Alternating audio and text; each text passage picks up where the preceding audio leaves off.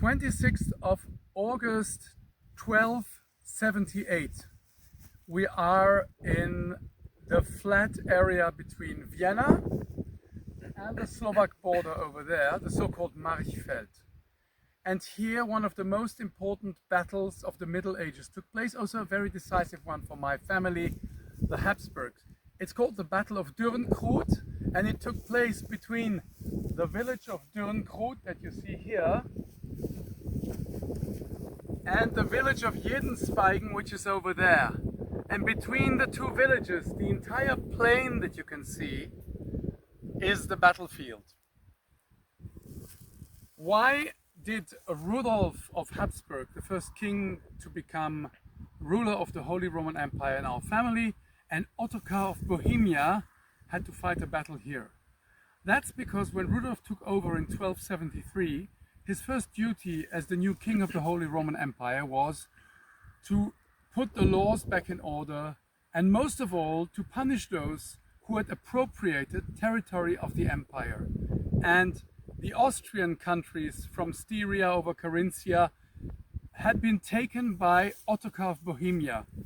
And Rudolf, for 5 years after his election, tried to convince Ottokar with friendship, with treaties, even through marriage, to give up these properties and give them back to the empire. And Ottokar would have nothing of it. So in August 1278, they had to clash here on the plain of Dürnkrut. They arrived at this place where we're standing right now, is where the camp of Rudolf was. And over there in Jedenspeigen was where the camp of Ottokar was.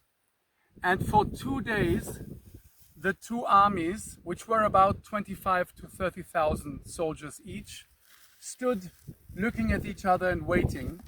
And Rudolf, who thought that Friday was his lucky day for a battle, sent a parliamentarian over to Ottokar and told him, why don't we fight on the 26th on Friday? And Ottokar, who was a gentleman, agreed to that. So imagine the last evening before the battle, everybody's preparing their armors and they're waiting for the next day on the plain of Dürnkrut for a decisive battle for the power in the Holy Roman Empire.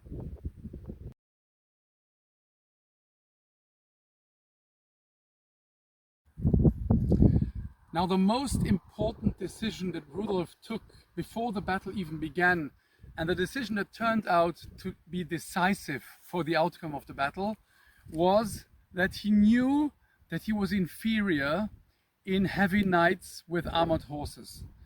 3 to 1 was Ottokar's strength, stronger than Rudolf's. So he decided to play unfair.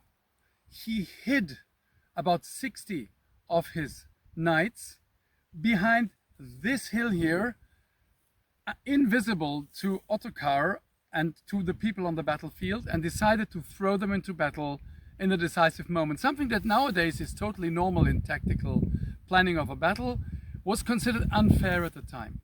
But Rudolf said, this is the only chance for me to win. So he hid them, and when the battle began on the morning of the 26th of August, everybody had Holy Mass, received communion, which was a rare thing at the time.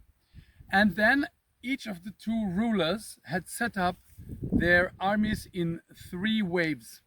The first wave for Rudolf were his Hungarian allies, the Cumans and the Hungarian king. Ladislaus was only 16 years old, so he didn't participate in the battle itself. Second wave were the Austrians, and in the third wave he had his Germans, and he knew that the second and the third wave would decide over the battle.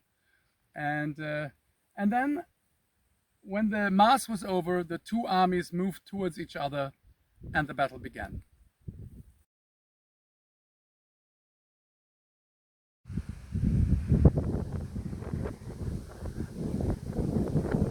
This is the exact place where the two armies clashed for the first time. Now you have to understand that Ottokar of Bohemia had his camp over there in Jedenspeigen, and Rudolf's troops came from the other side, from Dürnkrut over there. Rudolf for first sent the Hungarian riders, the Cumans, and they relentlessly attacked the first wave of Ottokar's troops, which in the end led to them panicking and fleeing up into these hills here, immediately pursued by the Hungarian riders, who saw that they could make lots of loot if they could catch them. So these two were eliminated, and then Ottokar from his camp sent the big hardcore of his army, the heavy riders, the knights, and here he had a 3-1 superiority to Rudolf, so he knew that this was a decisive moment. And his troops began attacking Rudolf's troops, which were the Austrians and of the different regions of Austria here, and they slowly began to push them back towards the village of Dürnkrut, because they were so much stronger. And Rudolf stood in the middle of his troops and was pushed back,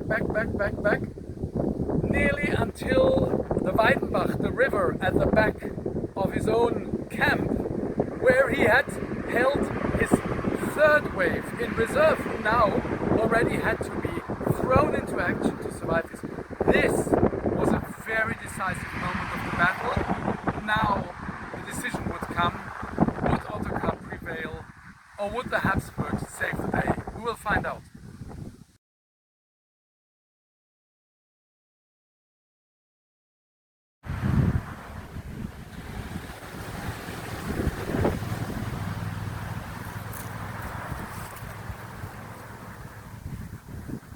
And right here we are at the most dramatic moment of the Battle of Dürnkrut.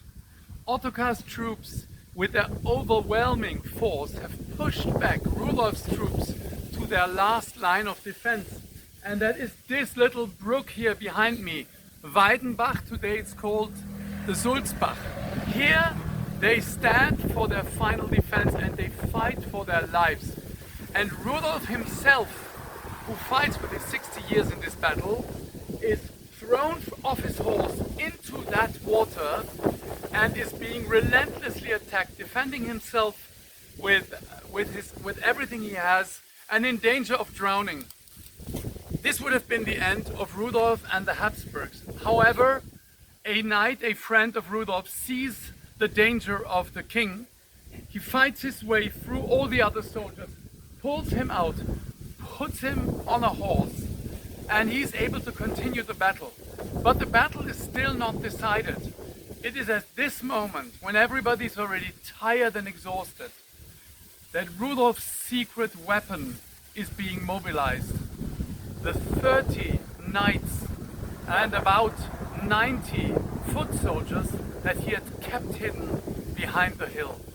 And these move to attack Ottokar's troops from the side, and in that moment the whole battle breaks down. Ottokar's troops, not ready to deal with a new enemy at this point, begin to run away, and the Austrians begin to call, "They are fleeing, they are fleeing!" And so the entire battle changes. Ottokar's troops flee towards the north, towards his camp, and the pursuit begins from all sides.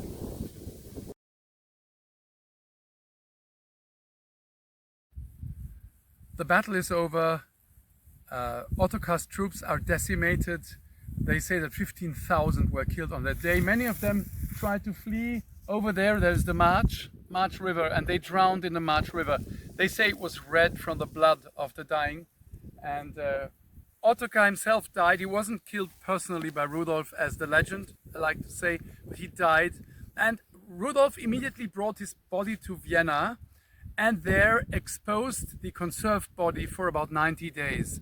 Now it seems cruel to us. Why did he do that? Because at the time it was very popular for fake Ottokars and fake other people to appear and make chaos. So he wanted to make sure whoever thought that Ottokar was not really dead, he could look at the body, which was laid out in Vienna for 90 days. This, of course, was the first big triumphant victory of Rudolf, and it meant that he had to give the newly conquered countries of Austria that belonged to the Holy Roman Empire to somebody for safeguarding.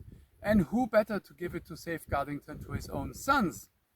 And that was when the Habsburgs became Austrians, and Austria became the heart of the future Habsburg Empire. And that's the beginning of the great success story of our family. So I have to admit, we cheated a bit with this one, but I think it was for a good cause. Wouldn't you agree?